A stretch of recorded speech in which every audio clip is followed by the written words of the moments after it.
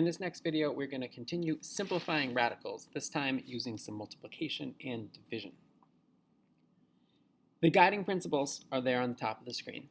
Number one, you can multiply and divide two radicands together. That's a fancy word you might not have heard before, but it just means the thing under the radical. This is called a radicand. And we call it that whether it's a square root, cube root, doesn't matter, we'll call it a radicand. You can multiply two radicands together. So in this first example here, you can multiply that root 5 and the root 10 to get root 50. You can also multiply or divide two coefficients together. The 3 times 2, you can multiply that to make 6. What you cannot do is multiply or divide a coefficient by a radical, or a radical by a coefficient. So 6 times the square root of 50, I cannot make that the square root of 300. No, cannot do that. You can multiply radicands by radicands, or coefficients by coefficients.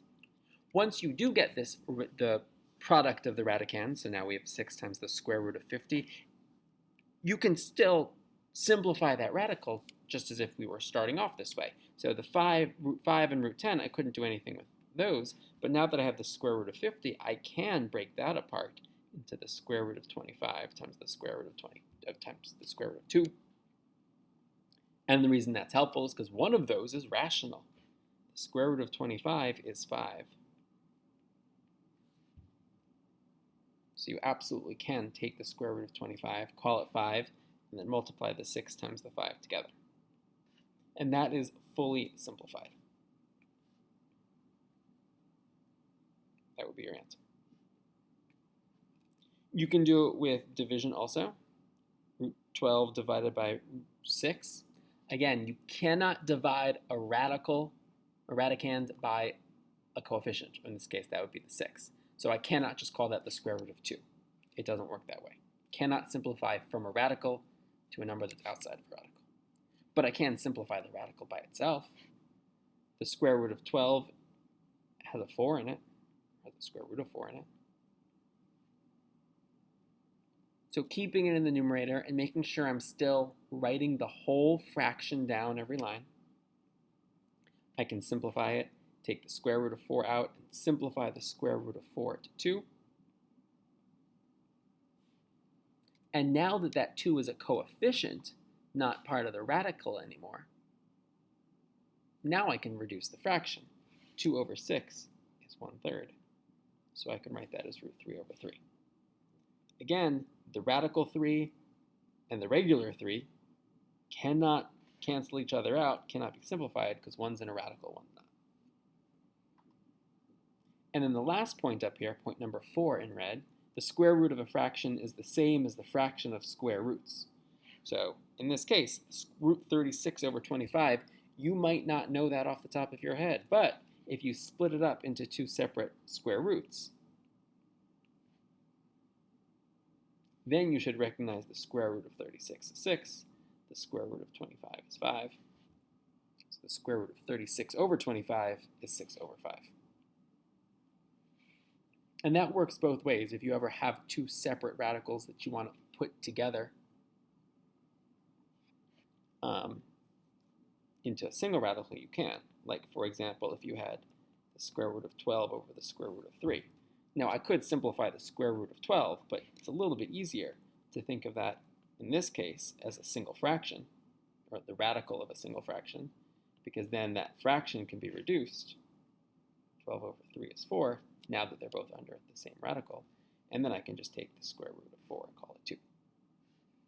So sometimes it makes sense to break apart your radicals, sometimes it makes sense to put them together. On to the next point, which might be new. There's one little catch to radicals, and that is that you cannot leave a denominator with a radical in it.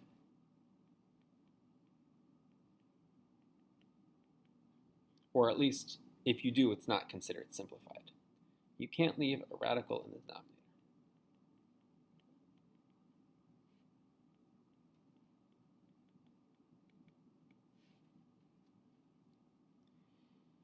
So when we have a radical in the denominator, like in number 1 there, x squared over the square root of y, we rationalize the denominator. That's a fancy word for get rid of the radicals. Remember, a square root that can't be simplified is called an irrational number. We'll talk more about that in a couple of lessons. So making it go away, making it not be a square root anymore, would be making it be rational. So we call it rationalizing. The way we rationalize a denominator is actually kind of simple. We just want that square root of y, instead of being the square root of something that's not a perfect square, we just want it to become a perfect square. So what we're going to do is multiply the square root of y times the square root of y. Because then it will be the square root of y squared.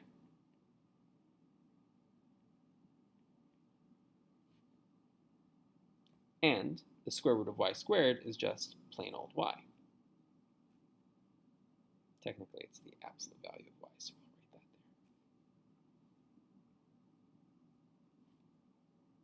Of course, we're obviously not done because there's a whole big gaping hole in that numerator. So what are we going to do with that numerator? I can't just leave it as x squared, because I can't just multiply by the square root of y wherever I feel like it. But what I can do, and this is one of the most important things that's going to be following us around all year long, what I can do whenever I feel like it is multiply by 1.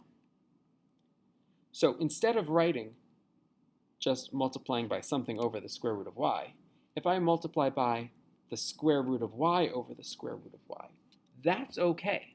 I'm allowed to do that because that equals 1, and I can multiply by 1 whenever I want. And so the numerator is x squared times the square root of y. It is totally fine if I can't simplify that. It's totally fine if there's just going to be a radical in the numerator there. There's nothing wrong with a radical in the numerator. My only problem comes up when there's a radical in the denominator.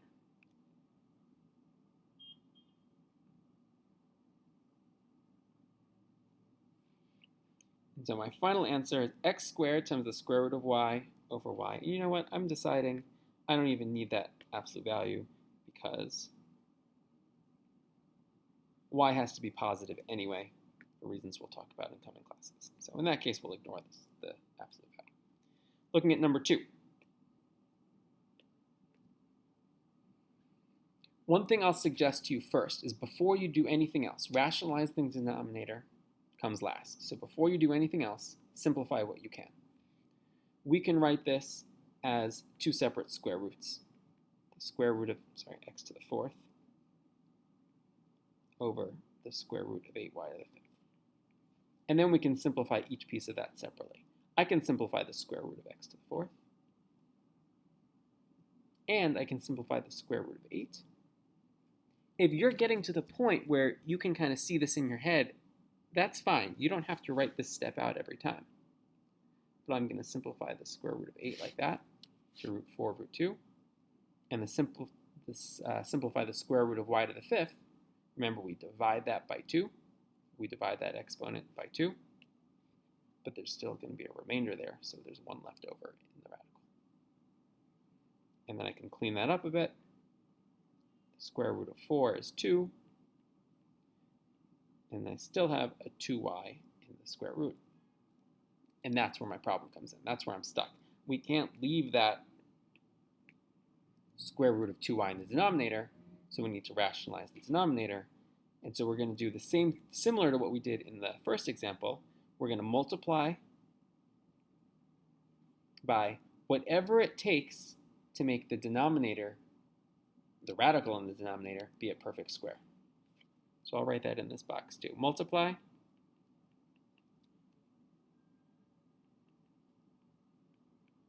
to make the denominator, add a couple more words in there, multiply by 1. It's important to remember that the only thing we're allowed to multiply by is 1.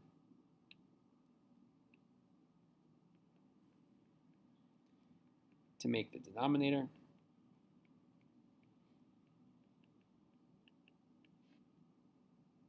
perfect square. And I mean the radical in the denominator. Well, the easiest way to do that is multiply the radical by itself. But I have to do the same thing in the numerator and the denominator. And so in the numerator, there's not a whole lot to do. It's just x squared times the square root of 2y. And now in the denominator, I had a 2y squared there already. And now the root 2y times root 2y, they work together to make a nice whole 2y, not a square root of 2y, the plain one. And then I can just multiply those terms in the denominator, those factors in the denominator. 2y squared times 2y is 4y to the third. That will be your final answer.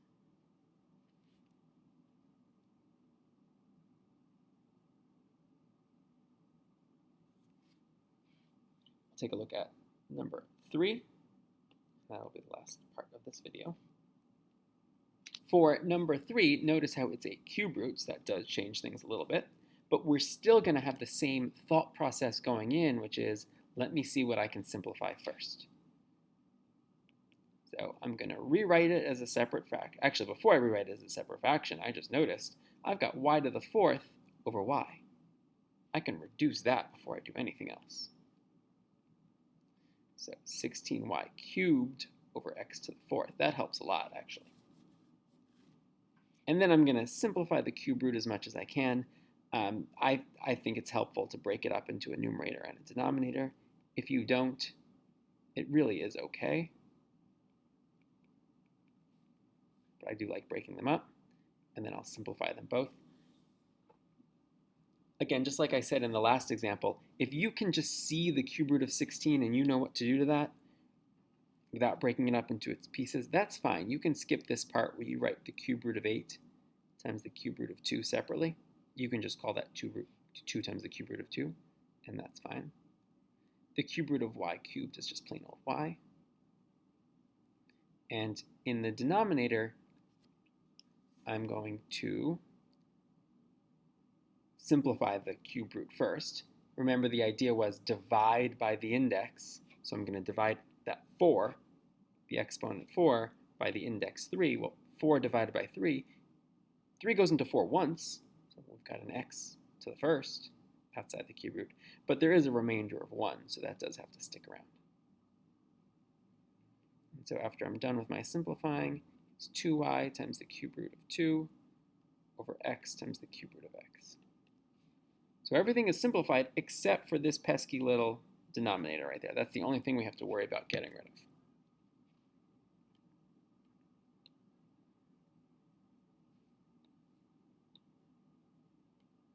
So I'm going to need to multiply that denominator by 1, with my goal being I want to make this cube root of x be not a perfect square anymore, because we're talking about a cube root. I need it to be a perfect cube. And this is where it gets a little bit tricky. Multiplying by the cube root of x over the cube root of x wouldn't help me, because then in the denominator I'd have the cube root of x squared, and that's not really any better. But if I multiply by the cube root of x squared over the cube root of x squared, now when I finish multiplying out the denominator